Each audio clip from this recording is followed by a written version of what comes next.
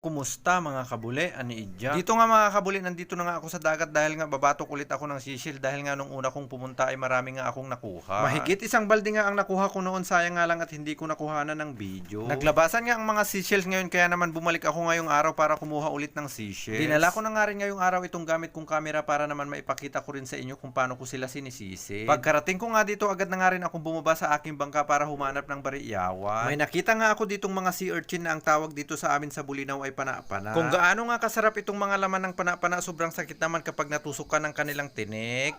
Por Diyos. Ilang saglit pa nga lang ay nakakita na nga rin ako dito ng hinahanap kong sisil. Ang tawag sa amin ay bariyawan o pusa-pusa. Ano naman po ang tawag nyo sa ganitong sisils dyan sa lugar nyo? Pa-comment naman po dito sa video para alam din namin. Napakadala nga rin sa isang taon naglalabasan ang ganitong sisils. Kaya naman kapag nalaman nga naming nagsisilabasan ang ganitong sisils, sinasamantala naman namin agad ang pagpunta sa dagat para kumuha. Napakamahal na nga rin pala ng ganito sa palengke dahil lang nagtanong ako ay 100 nga ang isang kilo. Mabuti na nga lang kahit paano'y nakapag-aral ako ng seaman daragat kaya naman hindi ko na kailangang bumili. Por Diyos. Napakadali lang din naman magsisid ng mga ganitong seashells dahil nasa mababaw na parte ng dagat lang naman sila. Dito nga nakukuha ang mga to sa madamong parte ng dagat. Dahil nga naglalabasan talaga sila ngayong buwan kaya naman nakakita pa nga ako dito ng tatlong magkakatabi. Siguro nga mag-asawa itong dalawa at si kumare naman nila yung isa. Por Diyos.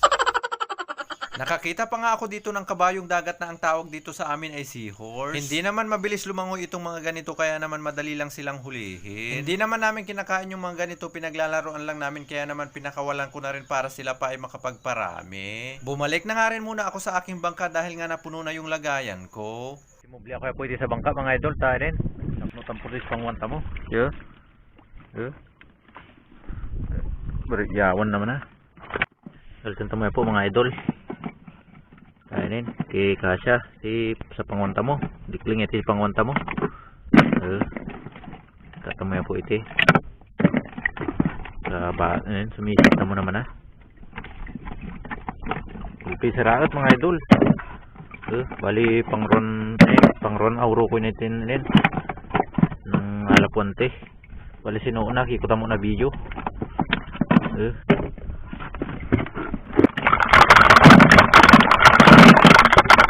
Nang mailagay ko na nga ang mga nakuha kong bariyawan sa aking bangka ay sumisid na nga ako sa pangalawang beses. Hindi pa nga ako masyadong nakakalayo sa aking bangka ay may nakita na naman akong isa. Napakarami rin talagang makukuhang pwedeng pangulam dito sa dagat. Hindi nga lang itong mga seashells, meron ring mga damong dagat na pwedeng kainin. Iba't ibang klaseng isda nga rin ang nahuhuli namin dito kapag kami ay nangingisda. Dahil nga napakalaking tulong itong karagatan dito sa aming pamumuhay dito sa probinsya kaya naman hindi kami gumagawa ng ipinagbabawal na klase ng pangingisda. Mabuti na nga lang malapit kami dito sa dagat kahit paano'y nakakakuha kami ng extra income kapag kami ay nakakabenta. May nakita pa nga ako dito ng isang klase ng seashell lang tawag dito sa amin ay nuga-nuga. Medyo katunog nga lang siya ng luga na nasa tinga pero napakasarap ng laman yan, parang karne ng dinosaur. Dito sa pangalawang sisid ko nga ay napuno na naman ang aking lagayan kaya naman umahon na naman ako sa aking bangka.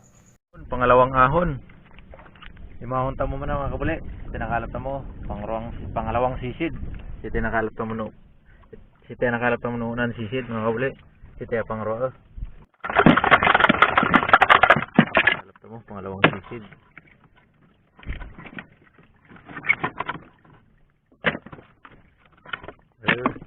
Magwa ng tampor mga kabuli.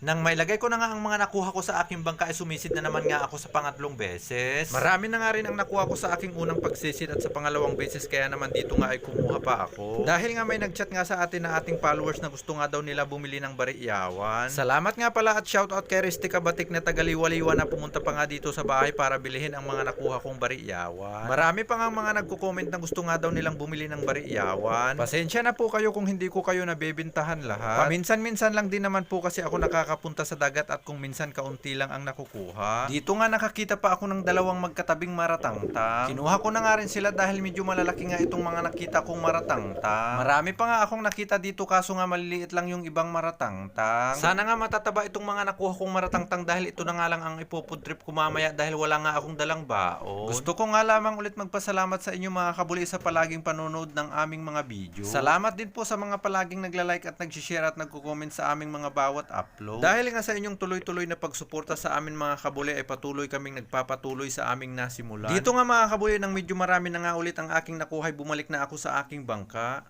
Nakakarap tamot ini no. Ang lalakyan ini no, maratangtang. Sulit din ang lalakyan.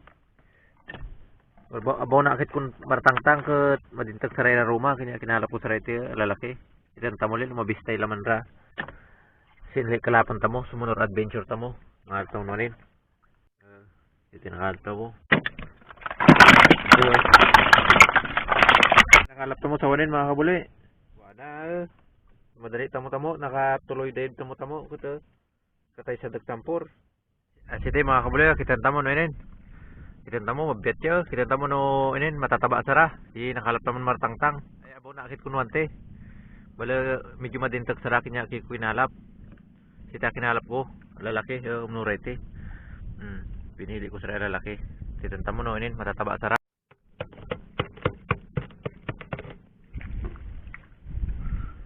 Kabuli. Warite na naba pero tilaman. Pero Diyos.